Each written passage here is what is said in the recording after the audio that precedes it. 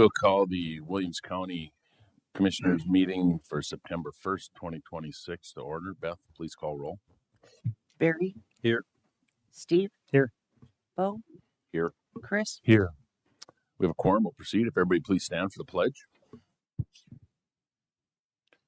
I pledge allegiance to the flag of the United States of America and to the republic for which it stands, one nation, under God, indivisible, with liberty and justice for all.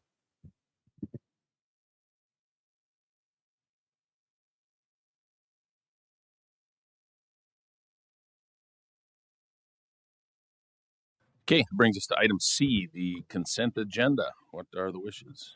Mr. Chairman, I'd move to approve. Thank you. Is there a second? Second. Moved and seconded. Any discussion? Roll call, please. Barry. Yes. Steve. Yes. Corey. Yes. Bo. Yes. Chris. Yes. Motion carried. Item D is the public comment section. If there's anything that's not on the agenda currently and there's somebody from the public that wishes to address the board, now is the time. Seeing none, we will move on. Item E, planning and zoning.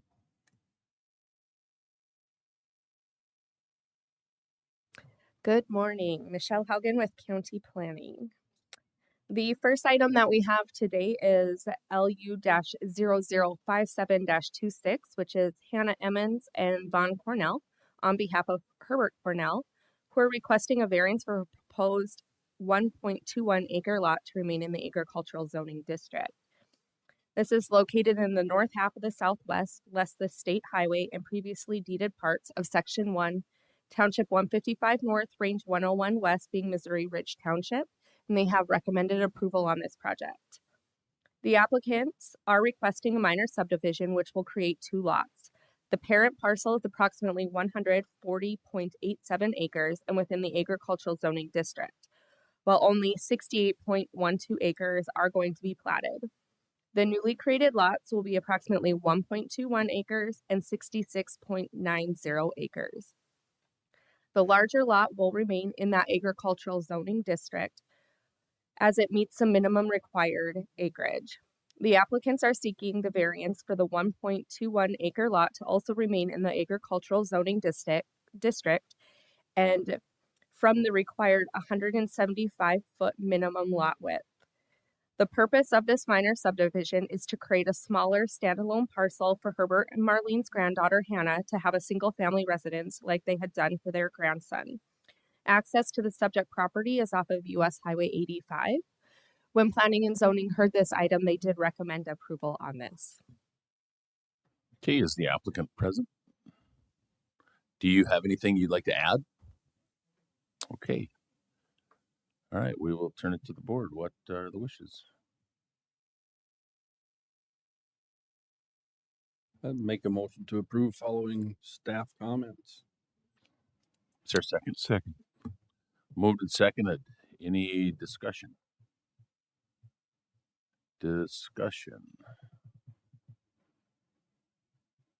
Roll call, please. Steve. Yes. Chris. Yes. Corey. Yes. Bo. Yes. Barry. Yes. Motion carried very randomly. Thank you, Beth. The second item we have today is LU-0058-26, Leon Brackey on behalf of Derek and Sadie Offerud and Lyndon Magnuson. They're requesting a variance for a proposed 13.11 acre lot to remain in that agricultural zoning district.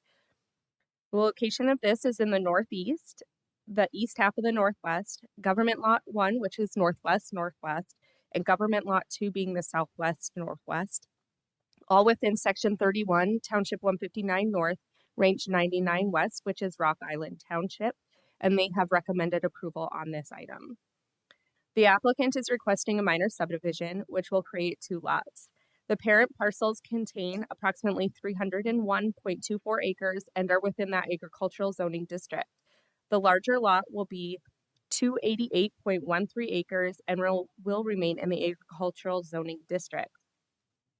The smaller lot will be approximately 13.11 acres. The applicants are requesting a variance for the smaller lot to also remain in that agricultural zoning district and to allow the irregularly shaped lot configuration necessary to accommodate access to the property. The requested variance would also allow the access area to be incorporated into the lot. The purpose of this minor subdivision is to separate the farmyard and access road to it from the crop and pasture land. Access to the subject property is taken from an unnamed private access road off of 78th Street Northwest. And on August 20th, when Planning and Zoning heard this item, they did recommend approval 6-0. Okay, is the applicant present? Do you have anything to add? No. What are the wishes? I was just curious. Sorry, Chris. Is that how we typically handle the roads like that? It seems like this is different. Not typically. With this particular one, we suggested that they could do an easement, but they just felt like they would rather have the road part of the lot. Okay, thank you. Okay, any other questions? Okay, what are the wishes? I make a motion to approve following planning and zoning recommendations. Is there a second? Second. Moved and seconded. Any discussion? Discussion. Roll call, please. Corey, Yes. Bo, Yes. Chris, Yes. Barry, Yes. Steve, Yes. Motion carried. The final item I have today is LU-0062-26. Clark Hatch, on behalf of the Cork Trust, is requesting a zone change to the Rural Commercial Zoning District. This is the south half of the northeast of Section 8, Township 156 North, Range 99 West, which is Marshall Township. The township has recommended denial on this project. The applicant is requesting a zone change to the Rural Commercial Zoning District for the subject property. Property is currently within the Agricultural Zoning District and consists of approximately 87 acres. Purpose of this zone change is to allow the owner to lease out the subject property to a company who will utilize it as a commercial parking lot to park their vehicles on. Access to the subject property is off of 127th Avenue Northwest. When Planning and Zoning heard this item in August, they did recommend to deny the project. Okay, is the applicant present? All right, is there anybody else that needs to address the board on this one? Yes, if you're going to address, please come up, introduce yourself for the record, and My name is Jeff Severson. I'm the landowner directly to the west of this property. I guess I'm opposed to this zone change on the fact of definitely spot zoning. It's out in the middle of nowhere. No infrastructure for commercial. None of the roads have been up to county specs. I don't know. It's just kind of, like I said, out in the middle of nowhere. I guess any questions for me? no, thank you.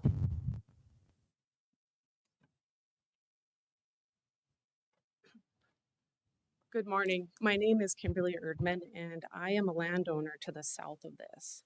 It's on 127th Avenue, and I oppose this procedure. Number one, this proposal contains a non-conforming use that harms the community's integrity. If you look at the infrastructure on Highway 2 itself, there is no turning lanes to go across the median, which means that the truck would have to come to a complete stop, swinging their trailer out into traffic, blocking traffic, and proposed harm to other vehicles, stopping traffic, and even the possibility of somebody passing away. The approach and the road itself is not designed to handle truck traffic. The township nor the county maintain it. So my question that I have is if this is not proposed in their paperwork, who is the one that's going to maintain this? Also, my environmental concerns, as we're all well aware in Williams County, that when commercial land is developed, spills happen that go unreported. And depending on how big the spill is, of course, it could go into the waterway, which could harm not only the local pets that we have, cows, chickens, dogs, cats, we got quite the arrangement out there, but even wildlife. So on the behalf of the neighbors, farmers and ranchers, I do hope that you deny this. Thank you. Thank you.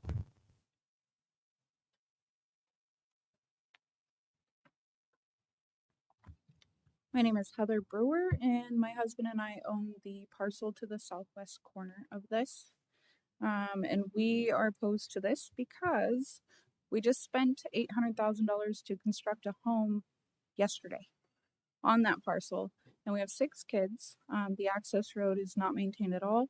Myself, our neighbors to the west, we all of us have maintained that road for the last couple of years. We just got rural water this year. I think that having 87 acres for a truck lot is a little bit excessive, and I think it's going to create a higher fire hazard right there. We've had a lot of fires in the area. The access road that is in their proposal is actually my driveway. It's on access road, section line, whatever you want to call it. It's not actually maintained by anybody but myself and my husband. We have 6 children, and I don't think that having a commercial truck lot just to the north of our brand new home is reasonable. We moved out there for a reason, and that was to get away from all of the oil field traffic. And I don't think that having 87 acres for a truck lot in the middle of nowhere is reasonable, and I think the county should deny it. Anything you want to add? No. Yeah, we bought the property to get away from out of or in town and to enjoy some peace and quiet. And now that they proposed this truck lot, I mean, we probably would have thought differently if this were to be approved. But yeah, really want to this to be denied. Okay, what's your name so we don't have to write down husband? David Larson. David, thank you. Thank you. Thank you. I know, I could see the look on your face, so we got a name now. Anyone else wish to address the board? Anyone else? Okay, near nobody else. What are the wishes, gentlemen? Make a motion to deny following planning and zoning recommendation. Okay, is there a second? Second. Moved and seconded. Any discussion? Discussion? Roll call, please. Bo, Yes. Chris, Yes. Barry, Yes. Steve, Yes. Corey, Yes, motion carried.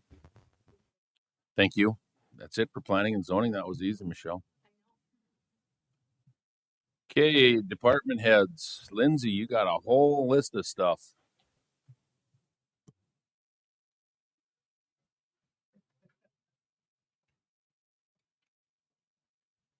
All right, good morning. Okay.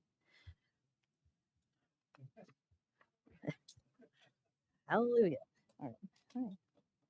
Okay, we're going to start with Rural Community Grant Program recommendations. So, as a reminder, the Rural Community Grant Program is the extension of the 1% sales tax to communities with less than 5,000 people with the dedication to community gathering and recreational spaces.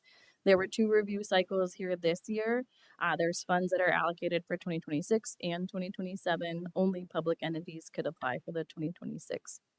The Finance Committee serves as the review committee. So this month, or in August, I don't know what this month is right now, September allegedly, they reviewed 2 applications, one from the Grenora Park Board and one from the City of Tioga, for the remainder essentially of the 2026 funds.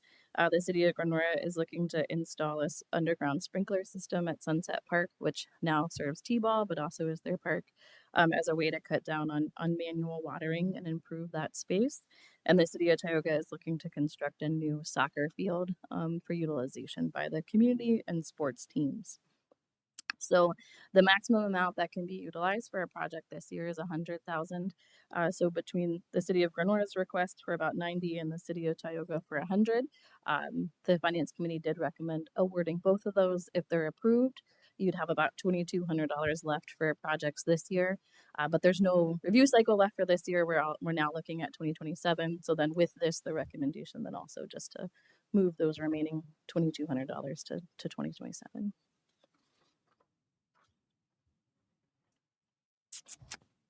When we reviewed these in finance, they are exactly what we're looking for as far as projects. So that was where the recommendation came from the finance committee.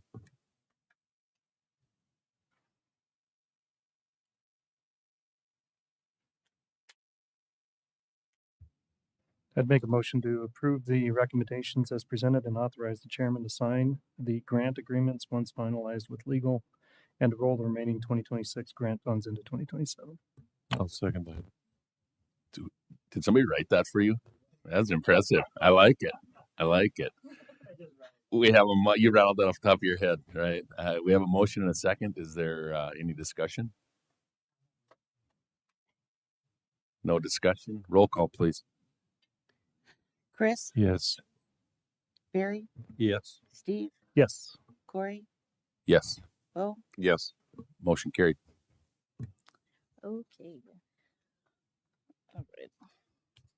So now I have a variety of items related to the Kratom committee that was appointed here a few weeks ago. So since the commission appointed it, the committee has met twice on August 17th and August 24th, and the focus being on providing recommendations to the commission to then provide to the legislature. The legislature does convene today for hearings. There is a special ad hoc policy committee that will hear the Kratom related bills this afternoon, other bills this morning. And then the special session will officially start tomorrow. So this week will be a big week for what the state decides to codify and what they make their decisions on. The recommendations are kind of split into two different chunks coming from the Kratom committee. One, first is for local action. So it was recognized through our county departments that already exist through the NDSU extension and the sheriff's office, plus our partnership with the Upper Missouri District Health Unit, that they do have efforts that go on that support Kratom awareness, and just to continue to support those and expand those, as well as with our local behavioral health providers. And then there was a piece about making additional funding locally available for increasing those awareness and prevention efforts. And the second page in your Kratom packet kind of breaks down that funding recommendation. It was talked at a high level from the committee, and then in working with Commissioner Anderson, who serves as the chair of that committee, a little bit more. An initial amount of $50,000 was suggested, and then again working with Commissioner Anderson to break that down to allocating $30,000 towards what we would call our internal departments or partnerships. So again, focus on delivering credible information from credible sources, because this can be a very minute topic, and allocating then that again towards the extension, the sheriff's office and the health unit. And then because the Williams County Behavioral Health Program, which licensed providers can apply for, that's currently open through September 18th. And then putting $20,000 towards that program specific for Kratom related programming. Programming for mental health awareness, behavioral health awareness, substance abuse is already part of that program. So this would just specifically allocate dollars towards that. So that's the local action piece. And then the second piece is towards the legislative actions with the two bills that are out right now, which is House Bill 1628, which focuses on age limits and regulating pure Kratom versus synthetic, and then Senate Bill 2408, which focuses on scheduling the synthetics as a controlled substance. And in general, The committee did recognize that while a total ban is ideal, it might not actually be practical because the focus should be on enforceable and effective legislation and regulations. And then with additional focus on increased consequences for retailers as opposed to users and decreased access overall to Kratom and Kratom products. It was also brought up, especially from our public health perspective, with kind of looking at Kratom more like marijuana as opposed to tobacco, in which marijuana is regulated for medicinal versus recreational use. And if there is a true medicinal use for pure Kratom, then it should be allowed under the supervision of a physician and in their care. And overall, then as well, if the synthetic is going to be scheduled as a controlled substance, the age limits and other parts of that regulatory framework, not commingling that with language related to tobacco and instead with other similar substances such as marijuana. So that information is then provided, synthesized for you in the recommendations. The funding recommendation is separate. And then should you so wish to issue then those recommendations to the legislature, a draft of a letter is provided as well. Okay, I guess I would just like to thank the committee and Commissioner Anderson for putting the time and effort to go through and get all these things put together for us. It's I'm sure it was a lot of work. And Lindsay, thank you for being part of it since I volunteered you without you knowing it was happening. So Bo at least did it on his own. You kind of got stuck. Well, he says a lot of work. I guarantee 99.9% of it is Lindsay, because she took the ramblings of the committee and brought it all together here. But the moral of the story is the committee wants to have some sort of action now that we can do, and it's in education. And the folks in the room from the healthcare community basically said, absolutely, we can continue to provide education, but additional funds would be useful for them. But we also have sheriff's office, all of these departments within the county that offer educational opportunities, and that within our own organization, I think we can do a pretty good job of bolstering this Kratom education. So thank you, Lindsay, for putting all of this together. This letter, I think, is very well written, and it should hopefully affect the legislature in a good way. So thank you. One thing I was just curious about, we're a significant employer as Williams County. Could we include some educational material for our own staff in the form of a simple email? I mean, just some educational material. That seems like an easy thing we could do through HR and distribute information to make staff aware of the issue. I certainly didn't know about it until it became an issue. You know, one thing that one of the folks in the room brought up, and she deals specifically with DOT violations. There was a person that came into her office that had a DOT violation because of substance of some kind. And she put on the document that Kratom was part of the issue, would have to be dealt with.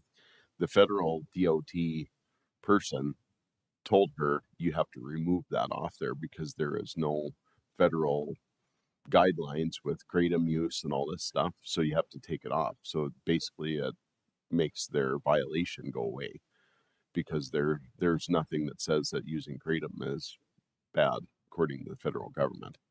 So the fact that there are drivers out there on the road that are under the influence of Kratom is concerning. So, and I will add on that note, if you remember back to the DEA scheduling, the earliest that they could have scheduled it would have been August 5th, and that was based on their 30-day timeline for the notice of intent. They didn't schedule it August the 5th, and really it wasn't expected to be that day because that was just the first it could have been, but it was scheduled last week. So the DEA emergency scheduling did get completed. I think their press release was Tuesday. The Federal Register came out Wednesday. So it's like they knew North Dakota was going into special session. So at least those pieces are kind of falling apart because a lot of times you can't do anything locally unless the state does, the state can't unless the federal government does. So it's at least moving along. The other thing the committee talked about is the what ifs, like what if the legislature didn't do anything? So as a group, we also discussed that whatever recommendation the committee were to put forward if something didn't come out of legislature has to be enforceable, but it has to be lockstep with law enforcement to make sure that it works. But not only that, it's going to be a collaboration with every community in the county, so that we can come up with something comprehensive that fits the whole county, that will work. I mean, I say it will work to the best of our ability, but it will involve every community so that we can get on the same page. Okay, so what we're looking for is a motion to approve the funding recommendation and also to approve the Creative Committee recommendations and put the letter together and authorize the chairman to sign. Is that what we're doing? Yes, Does that sound right? that sounds right. I didn't like that one. Everybody catch that? I would make that motion. I'll second the motion. Okay, Beth, did you get the motion? All right. Might not go in order, but I got All right, as long as you got it. Is there any discussion? On the healthcare side of things, just for the record, I've seen people withdrawing from Kratom in our ER. It is a heart-wrenching sight. Okay, roll call, Beth. Yes.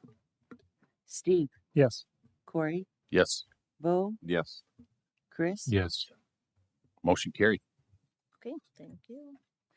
All right, and the last item is Senator Inget. So Senator Mark Inget represents District 2, which encompasses a couple of counties and actually most of the rural parts of Williams County. And he is organizing a data center information session for September 14th from 10 a.m. to 2 p.m. For the public to be able to attend and interact with different subject matter experts.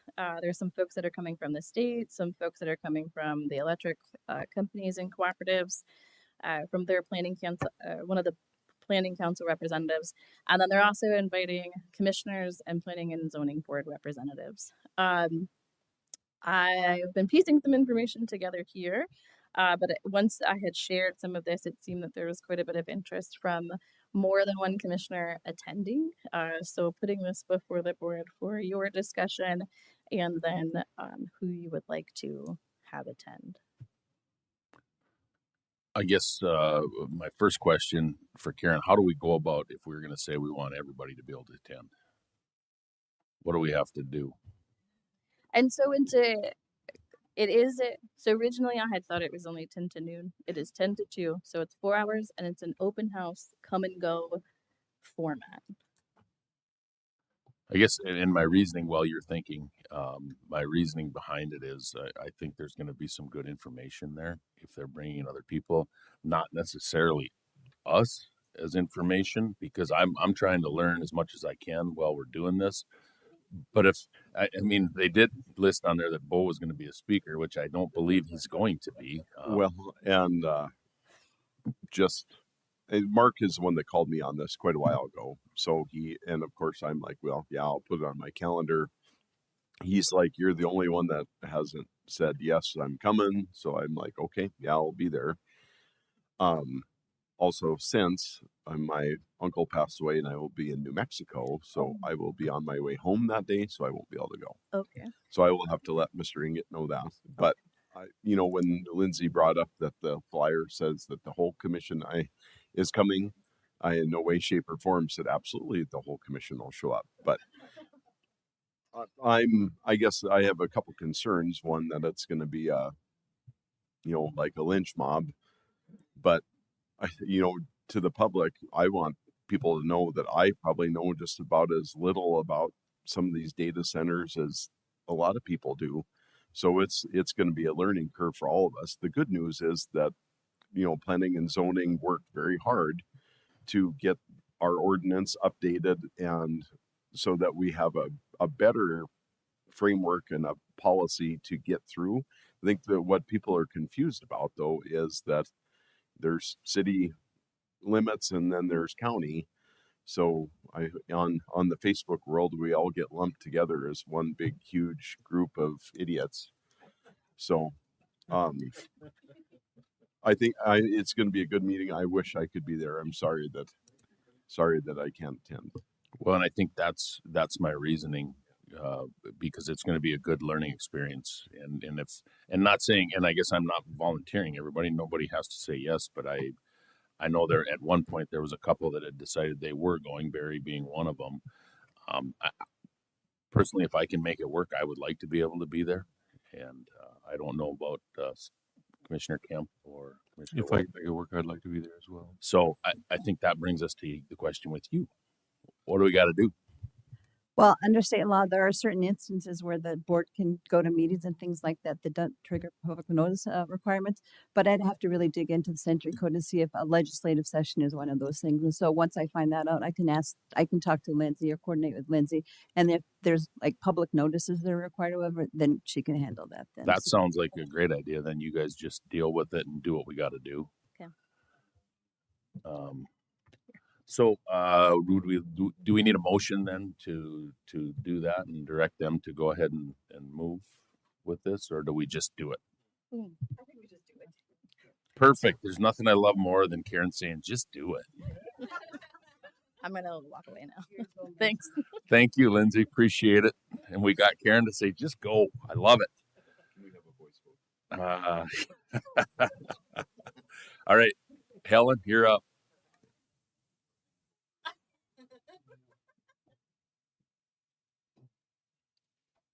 Good morning. You'll see that we have no positions to seek permission to fill, and we don't have any board appointments, so this is just an FYI report for you. The one thing that I would give you an update on today is that we are working out at the fairgrounds right now, and when I say we, I really mean County Highway and company are out there. They have undertaken a clean out on the north end of the site. And so for maybe all of the 70 years of the fairgrounds, things have been put on the north side and the weeds have grown up. So there's been an effort to knock down those weeds and then pull out the scrap. I understand the metal's gone to metal recycling. Wood, where it's good firewood, is actually being reused for the parks to resell for camping, and then the rest, of course, is going to the dump. So it's been, I think, nearly a full week. I was out there at the end of last week, and they were working pretty hard, filling up dump trucks. I think there's been a lot of dump truck loads taken out. So thanks to those guys for that. The other thing that's happening is that we are working closely with the Fair Association and proceeding with the demolition of a couple of buildings out there. As we have previously reported, there was some kind of a wind shear episode out there in June in which we lost a lot of roof material for a couple of the oldest buildings. And they're used primarily just during the fair. And so in conversation with the Fair Association, what were we going to do as a fix? The determination was we can do something with some temporary storage and some temporary trailers during the fair and to store their material in between. And so those buildings are coming down as well. So baby steps. And of course, when we had the folks in town chip sealing the highways, they also chip sealed all of the applicable hard surface out there as well. So, and we had a meeting with Icon and the gentleman from Prefert, who was livestock handling facility, which I thought he was fantastic. But it was interesting that the majority of the Icon guys were looking to the Prefert guy for advice on what would this building look like? What should we do here? Where would this go? I mean, it was kind of interesting, but in the discussion, it sounds like County Highway is going to do a whole bunch of grading of parking lots and moving dirt. And so I mean, that it's good to have everybody on board and kind of getting on the same page. But I mean, as a farmer, I collect junk and like to clean up, and I can see how the fairgrounds in certain areas got the way it was, in that back, but their county highways cleaning all that up, and it's going to take time, but I think it's really, even just basic improvements like that is going to be huge. So it's nice. But the discussion with Icon and the preferred gentleman I think was good. I think Helen kept giving me the skunk eye occasionally because I kept telling him I would never. tip I over would tip never. over the apple cart, whatever they think it should look like. We just need to tip it over, see what recommendations we get, and then we go back to what will the public tolerate. You know, what does this look like to all the groups out there? But it was a good conversation, good starter. So Bo may be willing to dream more than I am sometimes, but that's good. That's why we all do this together. Yeah, the county highway is also going to undertake or has started. There's a west area that I would call more of a swamp than a parking area, and so they've done some design work to be able to change elevations, get some drainage happening this year during the big rain event during the fair. You could really see where all the water goes, and either we've got people parking there or they can't park there because now it's really wet. So that's the other thing that they're working on this fall. Prefert is a nationwide leader in the metal panels and all of the livestock handling stuff. Look, people who know. And so this gentleman happened to be in the area doing work with Icon. And so it was just a nice opportunity for us to have somebody who specializes in that kind of animal handling, thought processing to be out there. I think all of the architects who have talked to me and have said, we'd kind of like to be involved in this project, have mentioned that they have contacts with Prefert and Prefert could be involved. And so when I heard he was coming, it just felt like a good opportunity to meet him in person. I think he's sort of the regional guy. And also has extensive knowledge of facilities that are going to be used for livestock that change immediately into some other venue like a concert, basketball arena, that type of stuff. So Prefert does all the, like a national finals rodeo, if you watch that, all the interior stock handling for that, and exterior is all Prefert, and guarantee that Glenn was probably part of that project. So it was a good visit. Again, I anticipate end of the year or probably early next year, because here we are in September already. We'll go through a process to allow architects to put their names in, and we'll choose someone who will be our support through the design process. But for now, we're as it becomes possible, we're getting a little more information, educating ourselves a little bit, I guess, if nothing else. Mr. Chairman, just one quick question, and my concern has always been around the racetrack, and since there's no appetite to move it whatsoever, would there be an opportunity to at least engage a company like the one that put up the walls for the data center just to do a noise study to see if there is some remediation that we could do as a part of this overall master plan? I mean, I can't imagine the study would cost a tremendous amount of money, but at least we'd have an idea of what it would take to help.